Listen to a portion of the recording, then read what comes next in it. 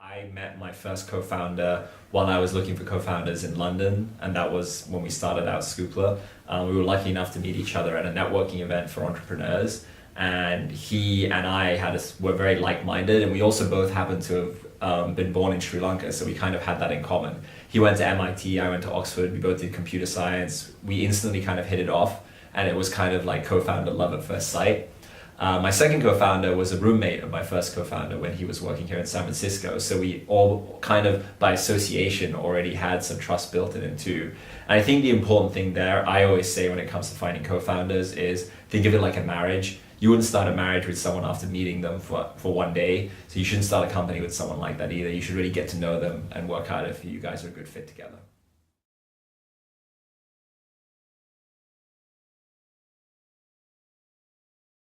I think one of the first challenges when I started a business was that in 2008, there just weren't that many entrepreneurs that were doing technology companies in the UK.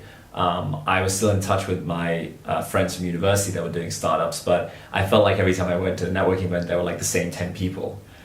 So one of the things we decided to do once I found a co-founder was actually to apply to a program in the United States called Y Combinator. It's a seed stage incubator where they invest in about 20 companies at the same time. We spend a whole summer together, and so you get that instant community and group of mentors that you can work with, and that was kind of exactly what we needed to get started. The second biggest challenge we faced was actually getting funding for our startup. We did Y Combinator, and at the end of it, there's a demo day where you demo to all these investors. We did the demo and we thought it went pretty well, but unfortunately for us, the recession hit just a week after demo day.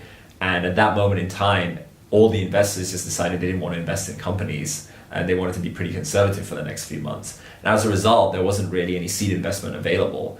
So what we ended up doing was we kind of had to put our dreams of moving to the United States on hold, go back to the UK and work out of my parents' house for about 6 months, just waiting for more investors to be willing to invest in our company and iterating on the idea. We kind of called it the nuclear winter. But in about 6 months, things started to turn around in the economy. And as we started looking for investors again, people were really excited about the idea of real-time content. And so we ended up just being the right place at the right time and raised around pretty quickly. In total, I think we raised about $1 million for the startup.